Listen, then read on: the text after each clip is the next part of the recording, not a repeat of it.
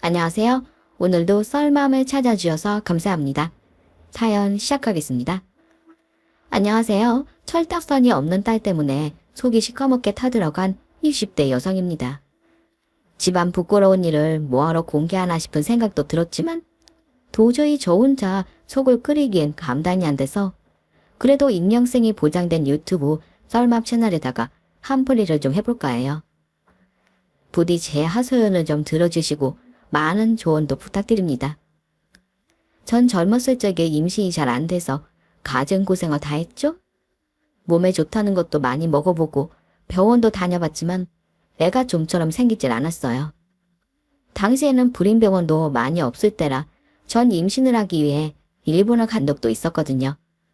그런 고생 끝에 겨우 딸 하나를 얻었습니다. 그러니 저한테는 얼마나 귀한 딸이겠어요?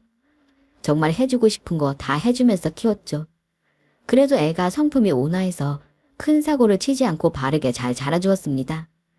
저를 닮아 머리도 좋아서 위명대학에 좋은 성적으로 입학을 했죠.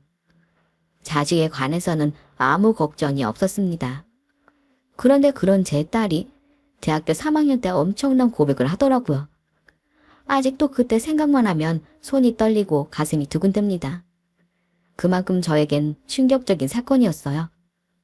엄마, 아빠, 내가 오늘 할 말이 있는데 혹시 흥분하지 않고 잘 들어줄 수 있어? 얘가 무섭게 왜 이래? 무슨 말을 하려고? 너 무슨 잘못했니? 너무 놀라지 말고 잘 들어야 해. 알았지? 알았어. 놀라지 않고 잘 들을 테니까 한번 얘기해봐. 엄마, 실은 나 임신했어. 뭐? 너가 임신을 했다고? 나 말이야. 나 남자친구 애를 가졌다고. 여보, 얘가 지금 뭐래요? 누가 누구 애를 가졌다고요? 상상조차 할 수 없는 말이 딸 입을 통해 나오니까 이게 귀에 잘 들어오지가 않더라고요. 전 딸아이가 농담을 하거나 장난을 치는 줄 알았어요. 왜냐하면 대학도 졸업하지 못한 애가 아기를 가졌다는 게 말이 안 된다고 생각했기 때문이었죠. 그런데 걔가 임신 테스트기를 보여주고 나서야 이게 거짓말이나 장난이 아니라 진짜 현실이라는 걸 깨닫게 됐죠. 전 너무나 어이가 없어서 몸을 달달 떨기까지 했어요. 그러니까 천연아, 너 정말 네가 임신을 한 거라고? 너 남자친구랑 잤어?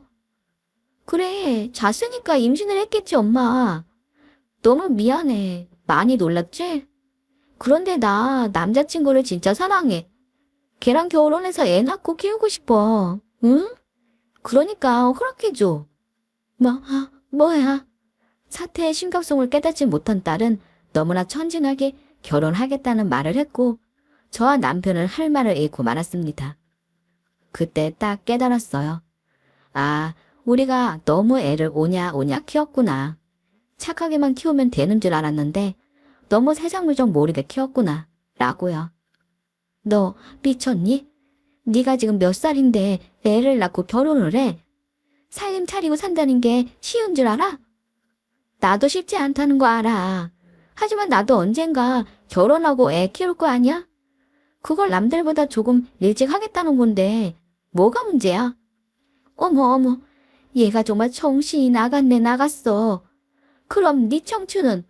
다시 못 올 눈부신 지금 이 시절은? 그냥 애 낳고 남편 뒤치다거리 하다가 허송세월 보낼래? 그게 지금 엄마 아빠한테 할 소리야. 넌 도대체 뭐가 잘못된 건지 모르겠니? 알아. 나도 안다고. 그런데 어떡해. 이미 내 뱃속엔 애가 자라고 있는데. 쉬우면 돼. 그럼 아무것도 없던 일이 되는 거야. 그리고 그놈이랑 헤어지고 유학이나 가. 싫어. 엄마가 어떻게 그런 말을 해? 엄마가 그랬잖아. 나 가질 때 엄청 힘들게 가졌다며. 그래서 너무 소중하다며. 그런 엄마가 애를 지우라는 말을 그렇게 쉽게 할 수 있어? 나 우리 애 절대 포기 못해. 꼭 낳아서 키울 거야. 안 돼. 절대 안 돼. 난 절대 허락 못해. 제가 아무리 악을 써도 딸에는 고집을 꺾지 않더라고요. 남편의 호통도 저의 협박도 아무 소용이 없었습니다. 딸에는 울고 불며 가출을 해서라도 애를 꼭 낳겠다는 겁니다. 여러분 제 심정이 상상이 되시나요? 혹시 저와 비슷한 경험을 한 분들이 계실지 모르겠습니다만 너무나 소중한 제 딸이 스스로 가시밭길을 간다고 하는데 그 억장이 무너지는 심정은 차마 표현하기 힘들 만큼 고통스럽습니다. 생각이 거기까지 미치면 우리 딸을 그렇게 만든 놈을 가만두고 싶지 않다는 충동이 들죠. 저희 부부와 딸의 주장은 좁혀지지 않았고 전 딸에게 그놈을 한번 데리고 오라는 말을 했어요. 일단 이야기를 들어보기 위해서라는 핑계였지만은 실은 그놈의 뺨이라도 후려쳐야 할 것 같아서였습니다. 그리고 며칠 후 딸애는 제 말대로 지 남자친구를 집으로 데리고 왔어요. 생긴 것도 기생 오라비처럼 생긴 게 너무 마음에 들지 않더라고요. 어디서 본 건 있는 건지 제 앞에 무릎을 털썩 꿇더니 따님과 결혼하고 싶습니다. 따님을 주십시오. 이러는 겁니다. 이러니 제 혈압이 솟구치지 않고 배기겠어요. 군대도 다녀오지 않은 놈이 우리 귀한 딸을 임신시켜 놓곤 저런 헛소리를 뱉고 앉아있으니 말입니다. 전 도저히 참지 못하고 그놈의 뺨을 후려치고 말았죠. 네, 어른인 제가 잘못한 행동인 줄은 압니다만 겨우 이깟 놈 때문에 우리 딸 인생이 망가진 것 같아서 도저히 참을 수가 없었습니다. 그러자 딸애가 자기 남자 뺨을 때렸다며 난리 부르스를 치더라고요. 엄마, 미쳤어? 지금 누구 뺨을 때리는 거야? 정말 실망이야. 나 다시는 엄마 얼굴 보고 싶지 않아. 너 거기 안 서? 지금 누구 편을 드는 건데? 넌 가슴 찢어지는 엄마 생각은 안 해. 됐어. 어차피 엄마는 허락 안 해줄 거잖아. 나 그냥 독립해서 살래. 나 이제 엄마 없다고 생각할 테니까 엄마도 이제 딸 없다고 생각해. 뭐라고? 너 그게 지금 엄마한테 할 소리야? 지 남자친구 손목을 붙잡고 대문을 차고 나가는데 저게 정말 제 딸이 맞나 싶더군요. 이 미친 것이 남자한테 홀라당 넘어와서는 부모고 뭐고 안중이 없는 겁니다. 전 낯선 딸의 행동이 너무 서러워서 밤새 눈물을 찍었어요. 어휴, 이제 어쩌겠어. 애까지 생겼으니 어떻게든 수습을 해야 하지 않겠어? 그래도 두 녀석들이 끝까지 애를 낳겠다고 하니까 그냥 받아주자고. 지들이 선택한 인생이니까 어쩔 수 없지 뭐. 저 어린 것을 어떻게 시집 보내. 내가 정연이를 얼마나 애지중지 키웠는지 당신도 잘 알잖아. 그런데 저 귀한 애가 고생하는 꼴을 어떻게 보냐고. 전 남편의 품에 안겨 오열을 했어요. 이런 부모의 마음도 모르고 지 잘났다고 떠드는 딸애가 너무 미웠죠. 하지만 남편의 말대로 어쩔 수 없다는 걸 알았습니다. 며칠 마음을 추스른 후 딸의 남자친구 쪽 부모를 만나게 됐죠. 그런데 말입니다. 그쪽 집안을 딱 만나보니까 딸아이의 고생길이 너무나 훤한 겁니다. 특히 시모가 될 사람은 고고하고 깐깐하기가 이루 말할 수가 없을 정도였어요. 당연히 큰 소리가 오고 갈 수밖에 없었죠. 여자애가 평소 행실이 어땠으면 저렇게 덜컥 임신을 하겠습니까? 우리 아들 아직 군대도 안 갔다 왔는데 벌써 애 아빠란요? 이게 말이나 되는 얘기입니까? 뭐네요? 그럼 지금 우리 애가 잘못했다는 거예요? 그건 내가 할 소리예요. 아무것도 모르는 순진한 애를 꼬셔서 이 사단을 만든 건 그쪽 아들내미라고요. 뭐라고요? 순진한 애가 임신을 해요. 말도 안 되는 소리 그만하세요.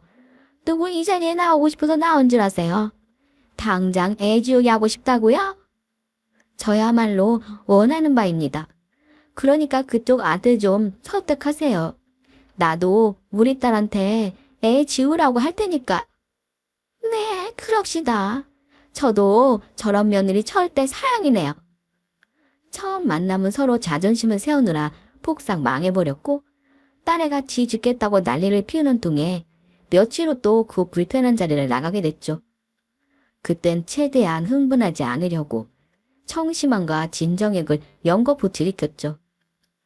서로 원하는 훈사는 아니지만 일단 애들이 사고를 쳤으니 어른들이 수습을 해야겠죠. 서로 저렇게 사랑해서 죽겠다고 하니까 일단 결혼은 시키는 걸로 하시죠. 전임이 며느리를 둘이나 봤어요. 그 집 딸과는 비교할 수 없을 만큼 훌륭한 애들이라고요.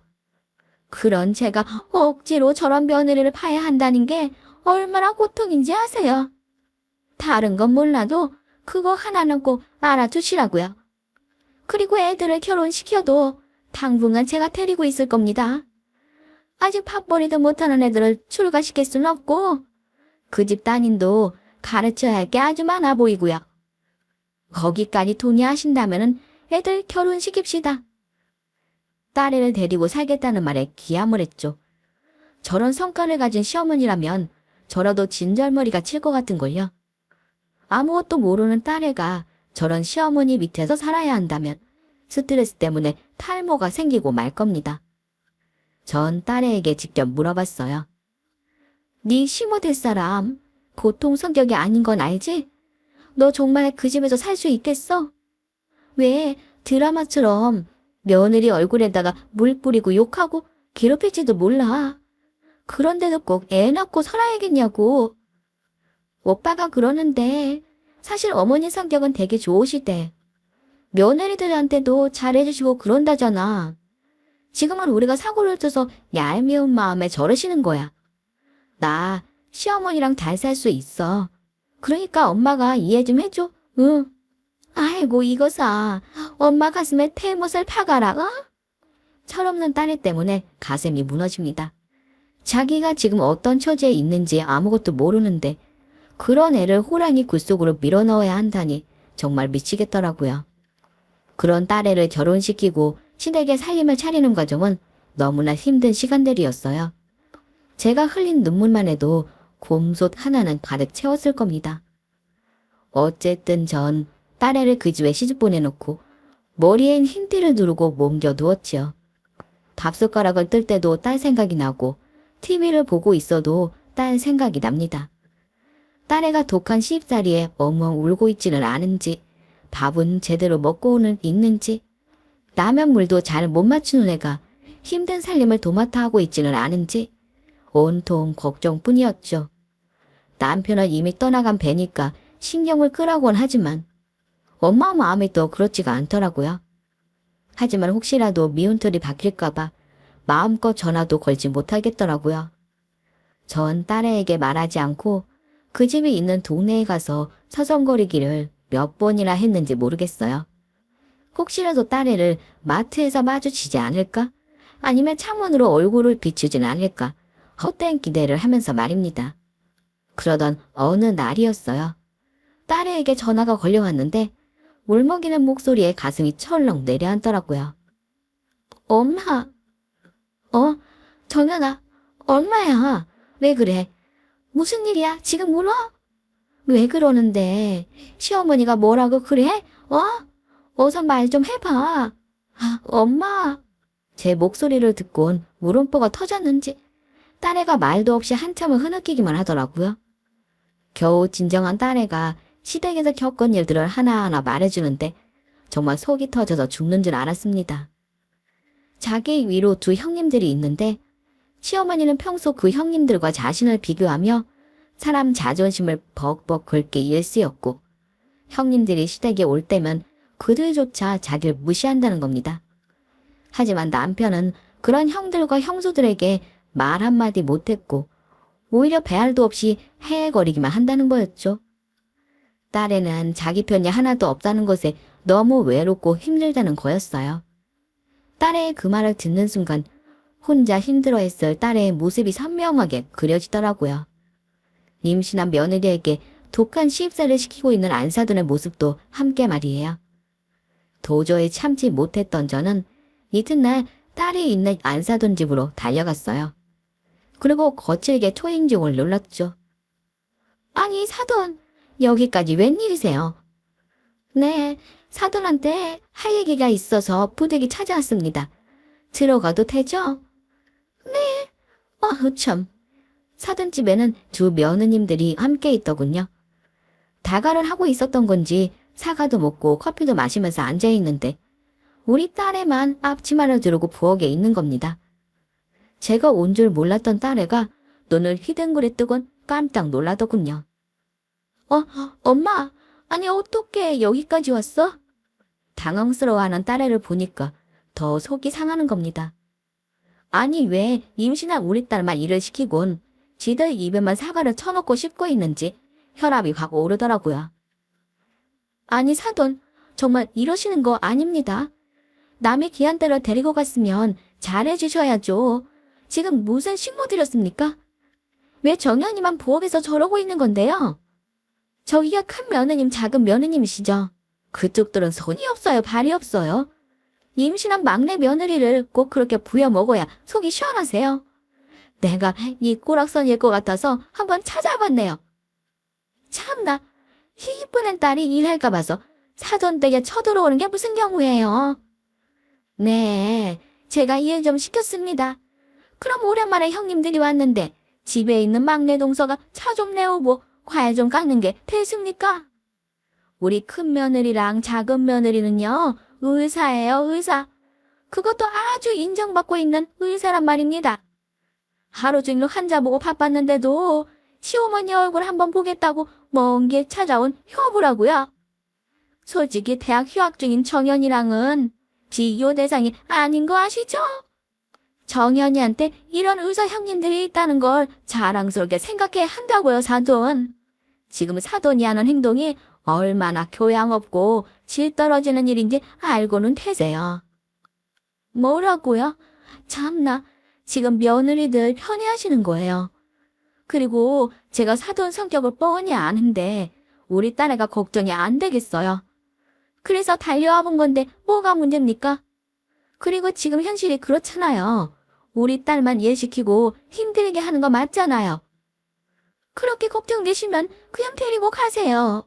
저도 너무 불편해서 막내 며느리랑은 못 살겠네요. 네, 알겠습니다. 그럼 사돈 말대로 데리고 가겠습니다. 정연이 너, 어서 옷 갈아입고 나와. 어서. 제가 엄포를 놓자 딸애가 눈물을 그렁거리며 제 손을 말아 붙잡는 겁니다. 엄마, 왜 이래? 나 정말 괜찮아. 하나도 안 힘들어. 그러니까 그냥 가, 응? 나 괜찮으니까 이러지 말고 그냥 가라고. 안 힘들긴 뭐가 안 힘들어. 너 힘들다며. 네 편이 없는 것 같아서 너무 힘들고 외롭다며. 그건 그냥 해본 소리야.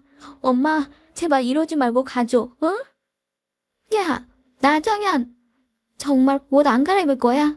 얼른 안 나와. 엄마, 제발 좀. 얼굴은 하나도 안 괜찮은데 서럽고 속상하다는 거 뻔히 다 아는데 대체 눈칫밥을 얼마나 먹었길래 애가 저러는 건지 정말 속이 상해서 미치는 줄 알았어요. 의사들이라는 형님들도 깐깐하게 구는 시어머니도 얼마나 믿겠습니까? 그런데도 잘 보이려고 애를 쓰는 애 모습이 너무 불쌍했어요. 당장 손목을 잡고 끌고 나오고 싶었지만 딸애는 계속 시댁에 있겠다며 고집을 피웠죠. 전 그런 딸애를 설득하기도 하고 윽박도 질러봤지만 결국 혼자 나올 수밖에 없었습니다. 왜 제가 저러는지 너무 이해가 가지 않았어요.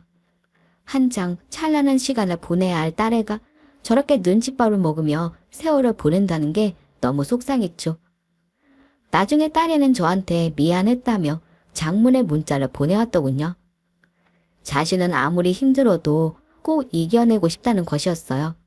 그리고 형님들과도 친해지기 위해서 노력하고 있다는 겁니다. 그 문자를 보니까 제 마음이 더 힘들더라고요. 아무것도 모르는 딸애가 어떻게든 살아보겠다고 발버둥을 치는 것 같아서 말입니다. 딸애가 저렇게 고집을 피우는데 제가 뭘 더 할 수 있겠어요. 남편도 조금 더 지켜보자며 절 달랬고 저도 딸애가 그래도 그 집안에서 조금이나마 인정을 받길 바랬습니다. 그래도 출산이 얼마 남지 않았으니 손주라도 안겨주면 그나마 낫지 않을까 하는 작은 희망을 걸었죠. 딸아이는 결혼과 동시에 학교로 휴학을 했고 사이는 학교를 계속 다니고 있는 상황이었죠. 그것 자체도 좀 억울한 면이 있었지만 딸애는 임신을 한 상황이었기 때문에 어쩔 수 없는 선택이었죠. 저는 사이에게 전화를 걸어서 살짝 집에 들르라는 말을 했어요. 맛있는 거 해주고 싶다는 핑계를 댔지만 실은 딸애를 잘 보살펴 달라는 당부를 하고 싶어서였어요. 내가 자네한테 닭 한 번 삶아주지 못한 것 같아서 이렇게 불렀어. 자네도 알겠지만 내가 아직 안사돈이랑 사이가 좋지 않지 않나. 그래서 말하지 말고 살짝 오라고 한 거야. 이해하지? 네. 와, 그런데 장모님, 무슨 음식을 이렇게 많이 차리셨어요? 너무 맛있겠는데요? 그래, 자네 생각하면서 맛있게 준비했으니까 많이 먹게나. 네, 그럼 잘 먹겠습니다. 닭다리를 뜯는 사이를 보면서 마음이 찹찹하더군요. 딸애는 시댁에서 눈칫밥을 먹고 있는데 자기는 처가에서 닭백숙을 먹고 있으니까요. 와, 정말 맛있습니다. 장모님, 음식 솜씨가 장난 아닌데요. 그래, 맛있게 먹었으면 됐지. 그런데 장서방, 그나저나 우리 정연이 잘 있는 거 맞나? 실은 내가 얼마 전에 정연이를 보러 안사돈 댁에 다녀왔거든. 그런데 사부인이 큰 며느리, 작은 며느리만 편애하고 우리 정연이한테는 너무 모질게 구신다는 생각이 들더라고. 내가 보기엔 우리 정연이만 너무 힘들어 보여서. 아, 네 그날 오셨다는 얘기 들었어요. 그런데 저희 어머니 절대 그러신 분 아니에요. 편애하는 게 아니라 우리 형수들이 좀 잘났거든요. 원래 우리 형들도 공부를 잘했는데 딱 잘난 형수들이랑 결혼을 하더라고요. 전 막둥이인데다가 공부에도 썩 소질이 없었는데 형들은 저랑 정말 달라요. 그러니까 좀 비교되는 건 어쩔 수 없는 것 같아요. 뭐? 자네는 속도 없나? 지금이 때가 어느 때인데 직업으로 사람을 평가해. 그럼 자네가 마누라를 챙겨야 하지 않겠어? 정연이 배는 점점 불러오는데 저렇게 눈칫밥만 먹게 할 셈이야. 에이, 아니에요, 장모님. 왜 정연이가 눈칫밥을 먹어요? 걔 워낙 구김이 없는 애라서 그런 거 없다니까요. 뭐야. 사이는 자기 아내가 어떤 상황인 줄도 모르고 덜 떨어지는 소리만 하니까 제가 답답해 죽을 수밖에요. 사이에게 딸애를 잘 부탁한다는 말을 하려고 했지만 혼자 딴 세상에 가 있는 사이에겐 소용없다는 걸 알겠더라고요. 더구나 사이는 입대를 앞두고 있던 상황이었죠. 그럼 우리 딸애가 얼마나 더 심한 시집살이를 해야 할지 안 봐도 비디오였습니다. 전 도저히 가만히 있을 수가 없었습니다. 이대로 딸애를 방치했다간 사달이 나도 무슨 사달이 날 것만 같았어요. 전 딸애를 설득해서 시어머니 몰래 바깥에서 잠시 보자고 말했어요. 그리고 시댁 근처 커피숍에서 딸애를 겨우 만날 수 있었죠. 엄마, 나 정말 괜찮다고. 자꾸 이렇게 찾아오면 시어머니가 싫어한다니까. 지난번에도 내가 애를 수습하느라고 얼마나 힘들었는데. 예, 정연아. 너 이제 곧 산딸이잖아. 너 애 낳을 때까지만이라도 엄마가 돌봐주면 안 될까? 시어머니한테는 내가 말해볼 테니까 그렇게 하자. 내가 보기엔 너 애 낳는 거 아무도 신경 안 써줄 것 같아서 그래. 장서방도 네 시모도 너 만삭인데도 별 신경 안 쓰잖아. 그러니까 엄마 집에서 좀 지내다가 애 낳자, 응? 아니야, 엄마. 나 할 일도 좀 많고 챙겨야 할 것도 많아. 그리고 시어머니가 싫어할 거야. 그래서 좀 그래. 그러니까 내가 말한다고. 엄마가 네 시모한테 허락 받아올 테니까 그때까지만 같이 지내자. 그렇게 해, 제발. 아니, 나 괜찮아, 정말. 엄마, 내가 알아서 잘할게. 네가 뭘 알아서 해. 이번엔 정말 엄마 말대로 해. 엄마. 불안해하는 딸의 모습을 보니까 마음이 더 안 좋더라고요. 그래서 그 길로 안사너를 직접 찾아갔죠. 하지만 이번엔 자존심을 다 버리고 찾아갔네요. 아니, 왜 또 찾아오셨습니까? 이번에도 제가 따님 괴롭힐까봐 감시하러 오셨어요. 아니요, 그게 아니라 제가 안사돈께 꼭 부탁드릴 말씀이 있어서요. 네, 부탁이요. 무슨 부탁을 하시고 싶으신데요? 우리 정연이가 다음 달에 출산 아닙니까? 사실 제가 여러모로 신경이 많이 쓰이네요. 그래서 말인데 애 출산할 때까지만이라도 제가 데리고 있을까 싶어서요. 아흐 참, 사돈도 정말 이별나십니다. 제가 정연이를 잡아먹기라도 한답니까? 사돈께서 자꾸 이러시면 오히려 정연이가 더 힘들어진다는 걸 왜 모르세요? 제가 정연이를 참 어렵게 낳았어요. 자식이라곤 정연이 하나밖에 없는데 신경이 안 쓰이는 게 이상한 거겠죠. 그러니 이번에는 안사돈이 좀 양보해 주세요. 아휴, 알겠어요. 제가 말린다고 될 일도 아니고 그렇게 하세요. 대신 이젠 애들 일은 더 이상 한간하지 않는 걸로 하시는 겁니다. 그건 약속하세요. 네? 아, 그럼요. 당연히 그래야죠. 감사합니다, 사돈. 억지로 자존심을 구기고 부탁을 했지만 그래도 딸애를 데리고 나올 수 있어서 다행이라고 생각했어요. 딸애도 자기 시어머니가 친정집에 가 있으라고 허락을 하니까 못 얘기는 척 저를 따라 시댁을 나설 수가 있었지요. 그런데 말입니다. 애가 시댁에서 나오자마자 얼굴이 활짝 펴는 게 아니겠습니까? 그래도 바깥 공기를 쐬니까 참 좋네. 그럼 엄마, 나 언제까지 엄마 집에 있어도 되는 걸까? 애 낳고 몸조리도 엄마 집에서 하면 안 되겠지? 너무 오래 비우면 시어머니랑 형님들이 싫어할 텐데, 그치?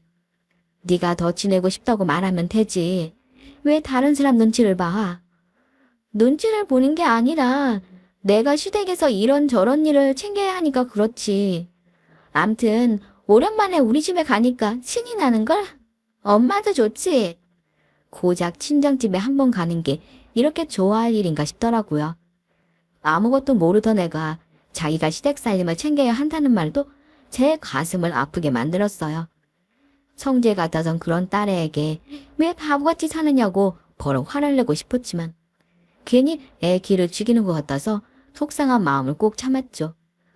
그리고 딸애는 저희 집에서 출산 준비를 하다가 큰 어려움 없이 예쁜 딸을 낳았습니다. 그래도 무사히 손녀딸을 안겨주어서 무척 고마운 마음이 들더라고요. 그리고 출산한 지 며칠 만에 안사돈이 저희 집에 찾아왔더라고요. 이제 청연이가 애도 잘 낳고 했으니까 오늘 제가 집으로 데리고 가려고요. 네? 아니 이렇게 갑자기요? 저도 우리 며느리랑 손녀 얼굴 좀 봐야죠. 그리고 안사돈께서 정연이 출산을 도왔으니까 산후조리는 제게 맡겨주세요. 안사돈이 보시기에 제가 우리 막내 며느리한테 차갑게만 구는 것처럼 보일지도 모르겠습니다. 하지만 저도 새 며느리들이 다 소중해요. 특히 정연이는 두 형님들에 비해서 많이 모자라잖아요. 정연이가 집안사 힘을 깨고 있어야 그나마 목소리라도 낼 수 있는 겁니다. 그래서 제가 애를 더 가르치려고 하는 거예요. 저도 다 생각이 있어서 그러는 거니까 제가 따님을 너무 부린다고 생각하지 마시고 믿고 맡아주세요. 애 낳느라 고생했을 텐데 제가 미역국도 끓여주고 이것저것 챙겨줘야죠. 아, 그러세요? 제 귀엔 안사돈의 말이 미덥게 들리진 않았습니다. 하지만 딸애가 시어머니의 그런 말에 반색을 하며 덥석 따라가겠다고 나서니까 저도 도저히 말릴 수가 없겠더라고요. 그래서 그날 손녀딸과 딸애를 안사돈 차에 태워 보냈죠. 시어머니 말 한마디에 딸애의 엉덩이가 들썩거리는 모습을 보면 얼마나 마음이 아픈 줄 아시나요? 그렇게 밝고 명랑하던 애가 뭔지 모르게 주눅이 들어있는 것 같고 시어머니의 말에 줏대 없이 따르는 것 같으면은 제가 도대체 얼마나 눈칫밥을 먹고 살길래 저러나 싶은 생각이 듭니다. 도통 불안하고 걱정이 돼서 밤잠을 설칠 정도였어요. 그리고 그런 제 불안이 명백한 현실이라는 걸 확인할 수 있는 사건이 절 기다리고 있었습니다. 애가 시어머니를 따라 나선 지 일주일쯤 지났을 겁니다. 가서 산후조리는 잘 받고 있는지, 소녀는 어떤지 너무 궁금하더라고요. 그런데 딸애한테 연락이 통 없어서 전화기를 들었다 놨다 몇 번이나 망설였는지 모릅니다. 그러다가 도저히 참지 못하고 전화를 걸었는데 애가 전화를 받질 않더라고요. 너무 걱정스러운 마음에 저도 모르게 안사돈네 집으로 향했는데요. 대문이 반쯤 열려 있어서 살짝 들여다봤는데 세상에 전 제 눈앞에 펼쳐진 광경을 보고 경악을 하고 말았습니다. 딸애는 마당에서 혼자 물을 틀어놓고 배추를 다듬고 있더군요. 아니 몸푼 지가 얼마 되지도 않은 애가 왜 혼자 저 많은 배추를 다듬고 있는지 도저히 이해가 되질 않았어요. 한눈에 보기에도 몇백 포기는 돼 보이는 배추가 산처럼 쌓여있더라고요. 안색이 파리해진 딸애가 마당 수도가에 쭈그려 앉아 그 가느다란 팔로 배추를 옮기고 다듬으면서 식은땀을 흘리는데 그 모습을 본 순간 피가 거꾸로 솟는 것을 느꼈습니다. 딸의 산후조리를 해주겠다며 딸애를 데리고 가놓고 김장을 시키더니 이게 말이나 되는 상황입니까? 눈이 뒤집힌 저는 대문을 확 열어제끼고 딸애한테 다가갔어요. 제 얼굴을 확인한 딸애가 깜짝 놀라더라고요. 엄마가 여긴 어떻게 왔어? 너 지금 뭐하니? 몸조리 하고 있어야 네가 왜 김장을 하고 앉아있냐고. 응, 이건 어머님의 가족들 먹을 김장 좀 하라고 하셔서. 이제 막 시작한 거야. 배추 좀 절여 놓으려고. 그러니까 이걸 왜 너 혼자 하고 있느냐고. 네 시어머니는 어디 계시는데 네 잘난 형님들은 또 어디 있고. 가족들은 온천 갔어. 어머님 허리가 안 좋다고 하셔서 현수 씨랑 형님들이랑 다 같이 온양에 가셨어. 뭐라고? 나온 참. 그럼 지금 이 집에 너랑 아기랑 둘밖에 없다는 말이야. 그러니까 온 식구들이 너만 빼고 다 온천을 하러 갔다고. 응, 어차피 난 몸 때문에 멀리는 못 가니까. 몸 때문에 멀리 못 가는 애가 김장은 왜 하고 앉아있는 건데. 청년이 너 왜 이렇게 신처럼 살아. 당장 침 싸. 얼른 애 내리고 침 싸라고. 엄마 왜 이래. 난 괜찮아. 당장 침 안 싸. 엄마 더 이상 참지 못하겠으니까 얼른 짐 싸서 이 집에서 나오라고. 엄마. 그런데 바로 그 순간 시댁집 앞에 승용차 한 대가 서더니 그 안에서 안사돈과 며느님들이 우르르 내리더라고요. 그리고는 저와 눈이 마주치더니 깜짝 놀라는 겁니다. 아니 안사돈께서 여긴 또 웬일이세요? 애 산후조리를 시켜준다면서요? 잘 챙기겠다면서요? 그런데 이게 뭐예요? 출산한 지 얼마 안 된 애한테 이 많은 김장을 시켜요? 당신이 그러고도 시어머니야. 뭐라고요? 아니 사돈, 왜 이렇게 또 흥분을 하셔서는 센트집을 잤습니까?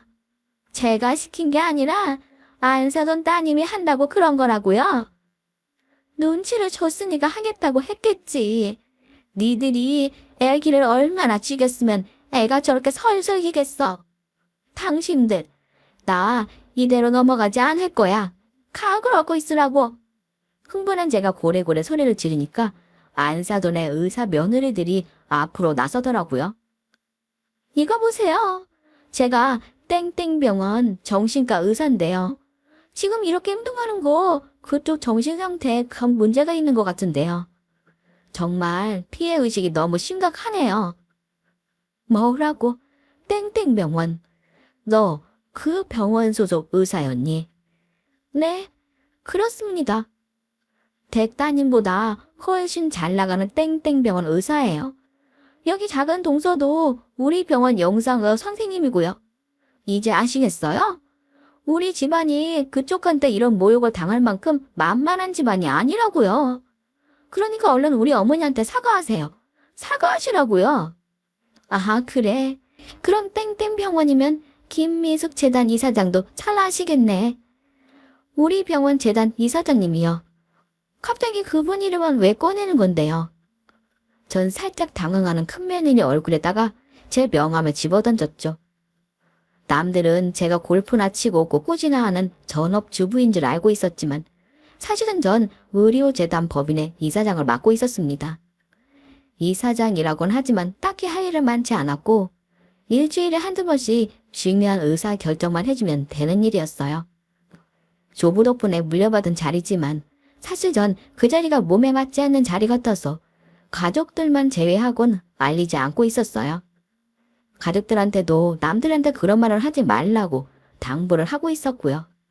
그런데 딸의 두 형님들이 저희 의료재단에 소속된 병원 의사들이라는 겁니다. 제가 던진 명함을 주워든 그들은 땡땡 의료재단 이사장 김미숙이라는 제 이름을 확인하고는 눈을 커다랗게 떴어요. 아니 그러니까 사돈께서 저희 병원 이사장님이시라고요? 김미숙 이사장님? 맞아, 동서. 어머님 성함이 김미숙 씨 맞아. 네, 형님. 저희 엄마가 김미숙 맞아요. 땡땡 의료재단 이사장님도 맞으시고요. 아니 그럼 동서가 이사장님 따님이라는 거잖아? 아니 그런 걸 왜 지금 얘기해? 진작 알았으면 이런 실수는 하지 않았을 거 아니야. 그건 엄마가 일부러 말하지 말라고 했던 것도 있었고 딱히 말씀드릴 이유가 없어서. 제가 굳이 숨겼던 비밀이 밝혀지자 갑자기 그들의 태도가 180도 달라지더군요. 두 며느님들은 안색이 하얗게 질리며 머리를 숙였고 상황 파악이 된 안사돈도 손을 벌벌 떠는 겁니다. 사돈, 그런 건 미리 언지를 좀 주시지 왜 말을 하지 않으셨어요? 제가 부덕해서 이래저래 신경을 쓰게 만들었네요. 정말 죄송합니다. 제 나름대로는 한다고 했는데 정연이가 너무 착해서 오해를 좀 샀네요. 죄송합니다. 부디 노여움은 좀 푸시고 일단 들어가서 말씀 나누시죠. 됐고요. 안사돈의 잘난 두 며느님은 곧 합당한 인사조치가 있을 겁니다. 저렇게 도덕적으로 모자란 사람이 환자를 보면은 안 되는 거죠. 전 그렇게 생각합니다. 그리고 우리 딸 앞으로 이직 며느리 안 시키렵니다.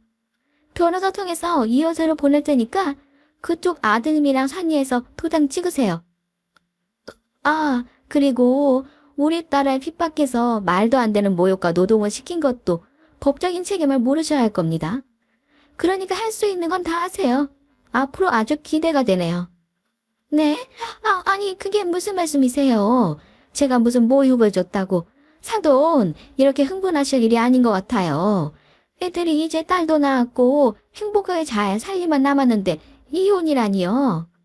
더 이상 할 말 없습니다. 애들 다 데려갈 테니까 그런 줄 아세요. 전 그 자리에서 딸과 손녀를 데리고 그 집을 박차고 나왔어요. 딸에도 뭔가를 느낀 듯 더 이상 토를 대지 않더라고요. 겨우 정신을 차린 딸에는 자신이 그 집안 식구들에게 약간의 가스라이팅을 당한 것 같다며 자신의 행동을 후회했어요. 그리고 다시는 그 집안과 얽히고 싶지 않다며 가슴을 쓸어내리더군요. 그리고 전 예고한 대로 그 집에 두 며느리들에게 제 계약을 하지 않고 해촉하겠다는 서류를 보냈습니다. 또한 재단의 법무팀과 상의를 해서 딸의 이혼과 함께 부당한 대우를 받은 손해배상 소송을 걸었어요.